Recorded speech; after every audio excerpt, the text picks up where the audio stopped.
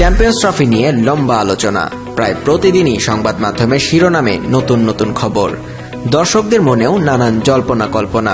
অবশেষে champions trophy নিয়ে চরম নাটকীয়তার অবসান ঘটেছে। মন গলেছে দুই চিরপ্রতিদ্বন্দ্বী ক্রিকেট পরাশক্তি ভারত ও পাকিস্তান ক্রিকেট বোর্ডের। দুই পক্ষের সমঝোতায় আলোর মুখ দেখার অপেক্ষায় 2025 সালে পাকিস্তানে অনুষ্ঠিত হতে যাওয়া এই মিনি বিশ্বকাপের আসরটি আয়োজনে ইতিমধ্যে স্বাগতিক রাষ্ট্র পাকিস্তানকে সবুজ সংকেত দিয়েছে বিশ্ব ক্রিকেটের পরিচালনা সংস্থা আইসিসি।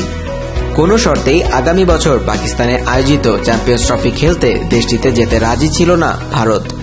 এমন অনিশ্চয়তায় পাকিস্তান বোর্ডও বেঁকে বসে। আইসিসির একাধিক প্রস্তাবও খারিজ করে দেয় এই দুই বোর্ড। যৌথভাবে কোনো সিদ্ধান্তেই পৌঁছানো যাচ্ছিল না। শেষে শর্ত সাপেক্ষে সামনে আসে হাইব্রিড মডেল, যে মডেল অনুযায়ী ভারত যেমন পাকিস্তান সফরে যাবে না, তেমনি পরের আসরে ভারতেও যাবে না পাকিস্তান। কার্যত সেই প্রস্তাবেই উভয় পক্ষ রাজি হওয়ায় জটিলতা কাটে। চ্যাম্পিয়ন্স ট্রফির সব ম্যাচ ভারত খেলবে দুবাইতে, আর 2026 টি-20 বিশ্বকাপে ভারতের মাটিতে লিগ পর্বে খেলবেন না বাবর আজমরা। তাদের ম্যাচ আয়োজিত হবে কলম্বোয়। ভারতের ক্রিকেট বোর্ড বিসিসিআই এবং পাকিস্তানের ক্রিকেট বোর্ড পিসিবি এই বিষয়ে সমঝোতায় এসেছে বলে খবর দিয়েছে ভারতের টাইমস অফ ইন্ডিয়া আর পাকিস্তানের এক্সপ্রেস ট্রিবিউন।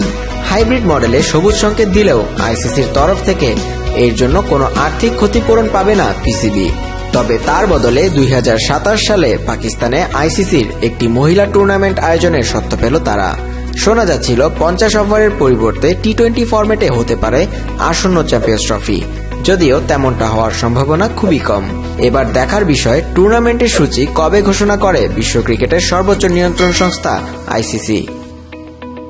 দেবাশিস কুমার, দৈনিক বাংলা, ঢাকা।